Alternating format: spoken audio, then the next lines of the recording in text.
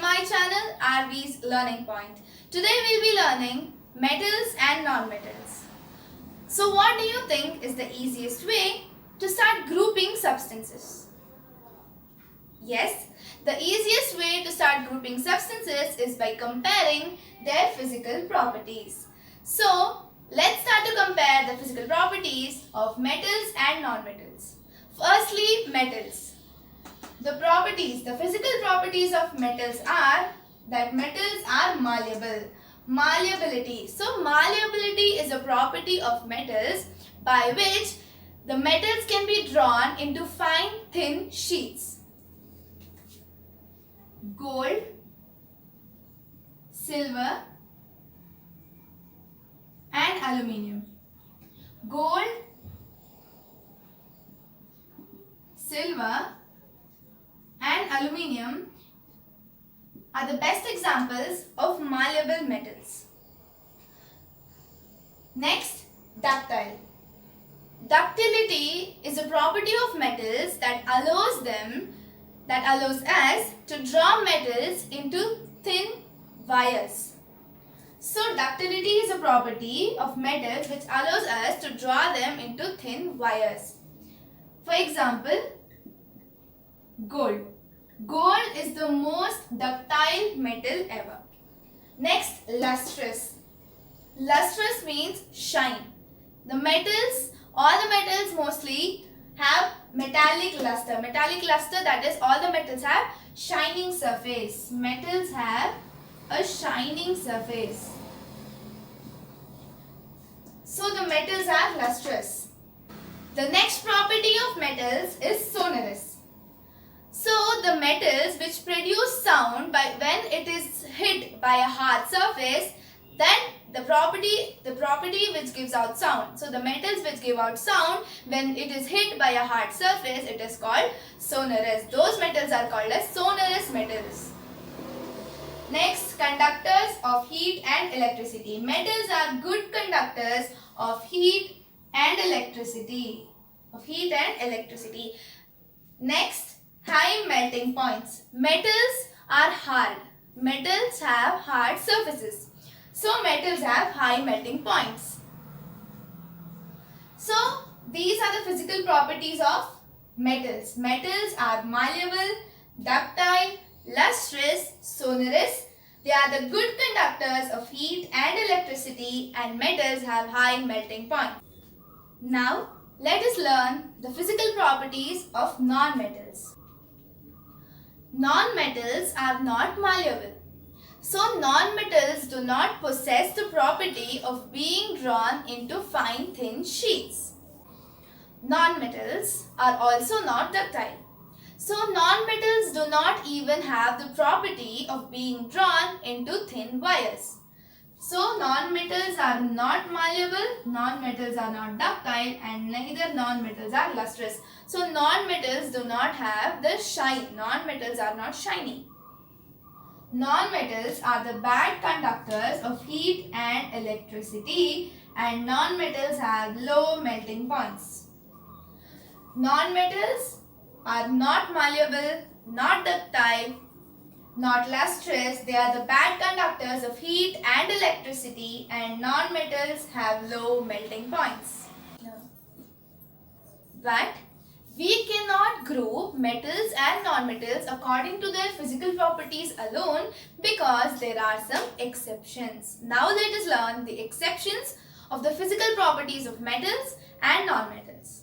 Now let us learn the exceptions in grouping metals and non-metals according to their physical properties. Firstly, all metals except mercury exist as solid at room temperature. So mercury is a metal, but at room temperature it is in liquid state. So all metals except mercury exist as solid at room temperature. Next, gallium and cesium have low melting points. Gallium and cesium are metals. Metals generally have high melting points, but gallium and cesium, even though they are metals, they have low melting points. Carbon. Carbon is a non-metal, but It's allotrope. Allotrope is a form of carbon. So, carbon's allotropes are diamond and graphite. So, diamond is a non-metal, but diamond is the hardest substance known and it has high melting point. Even though diamond is a non-metal, it has high melting point and it is the hardest substance ever known. And graphite is another allotrope of carbon, and graphite is a good conductor of electricity. Generally, non-metals are bad conductors of electricity, but graphite, even though being a non-metal, is a good conductor of electricity. Diamond and graphite are forms of carbon, or you can say that diamond and graphite are the allotropes of carbon. Next, iodine is lustrous. Iodine is a non-metal, but even though it is a non-metal, it is shiny. It has shine. It consists metallic luster even though it is a non-metal. Next, alkali metals. Alkali metals are lithium, sodium and potassium. Lithium, sodium and potassium are metals, but generally metals are strong. Generally metals are very hard. But lithium, sodium and potassium are so soft that they can be cut with a knife. Alkali metals of lithium, sodium and potassium have low densities and generally have low melting points. Metals have high melting points, but whereas lithium, sodium and potassium, even though they are metals, they have low melting points. So these are a few exceptions by which we cannot classify metals and non-metals only by considering their physical properties. Now let us learn to group substances as metals and non-metals according to their chemical properties. Now let us learn the chemical properties of metals. Firstly, metal plus oxygen gives metal oxide. Metal plus oxygen gives metal oxide. So when you burn copper in air, copper reacts with oxygen to form copper oxide. Copper oxide is black in color.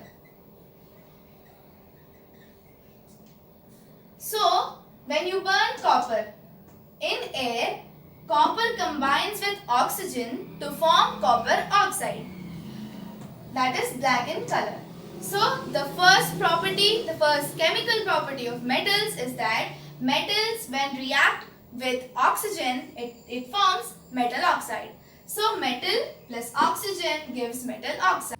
You have already seen that different metals react with oxygen differently. Each metal reacts with oxygen in a different way. So, therefore, potassium and sodium are kept immersed in kerosene. Potassium and sodium are kept immersed in kerosene oil because if kept open, they react with oxygen very vigorously and they catch fire. So to prevent accidental fires and to protect sodium and potassium, they are kept immersed in kerosene oil.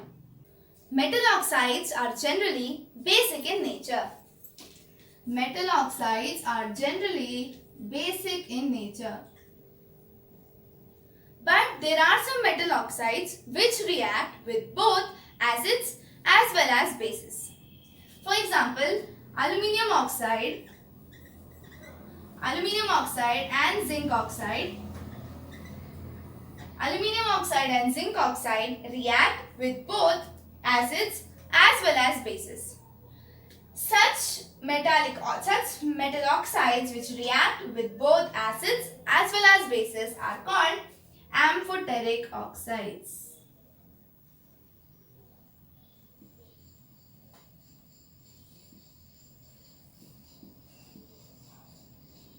Amphoteric oxides.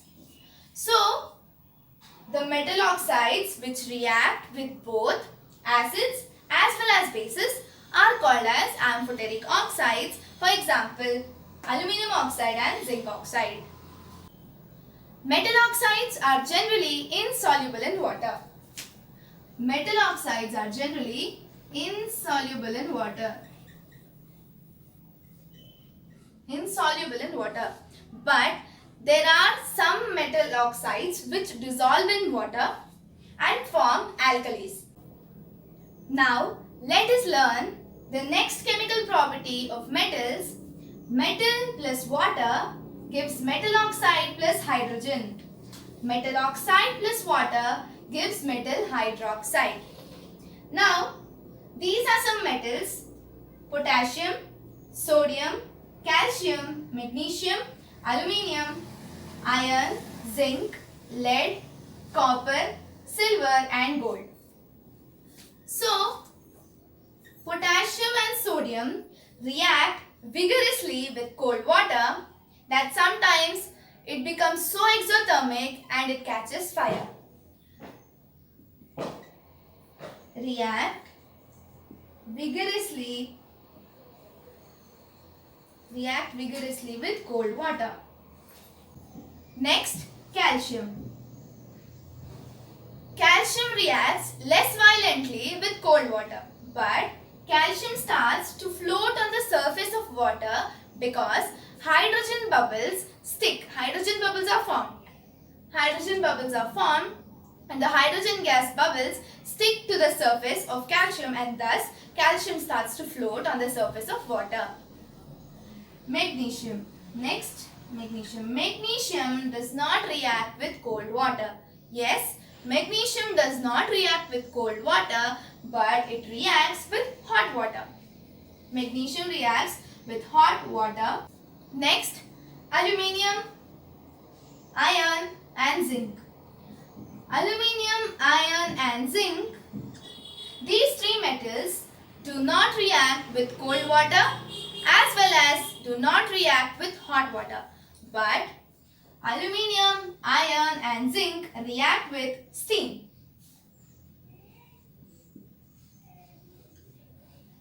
Aluminium, iron, zinc react with steam. Hot water. Aluminium, iron, zinc react with steam, and lead, copper, silver and gold. These metals are very less reactive and do not react with cold water or hot water or even steam. The next property of metals is that metal plus dilute acid gives salt plus hydrogen gas. Metal plus any dilute acid produces salt and hydrogen gas. You can try it with any of the metal, but when a metal reacts with nitric acid,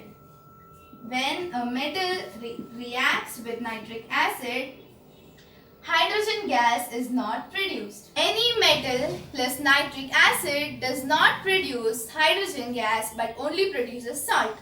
Why? Because nitric acid itself is an oxidizing agent. It reduces itself to any of the nitric oxides and oxidizes the hydrogen gas produced in water. Nitric acid is an oxidizing agent and H2 gas is produced. But nitric acid oxidizes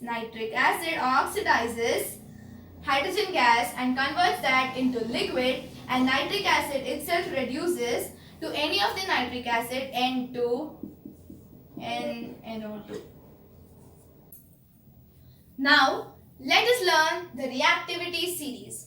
Reactivity series is an arrangement of metals in the decreasing order or the decreasing amount of reactivity of the metals. So, potassium and sodium are the most reactive metals. Potassium and sodium are the most reactive metals.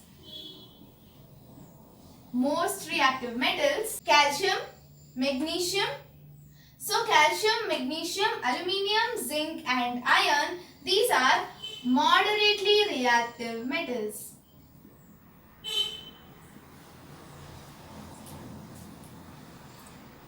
Calcium, magnesium, aluminium, zinc and iron are moderatively reactive metals. whereas lead, copper, silver and gold. These are the least reactive metals. Potassium, sodium, calcium, magnesium, aluminium, zinc, iron, lead, copper, silver and gold. So by now, potassium and sodium react vigorously with cold water. So by this you can easily remember how metals react with water. So potassium and sodium reacts vigorously.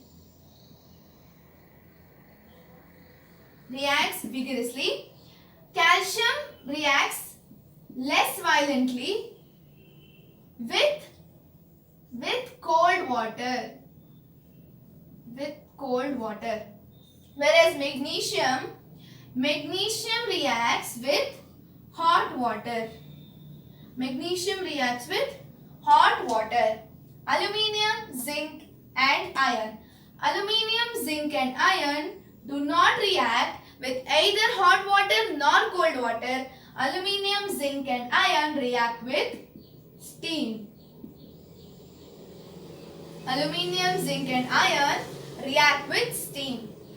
Now lead, copper, silver and gold. These are the least reactive metals and therefore they do not react with either hot water, cold water or steam. So this is the reactivity series: potassium, sodium, calcium, magnesium, aluminium, zinc, iron, lead, copper, silver and gold.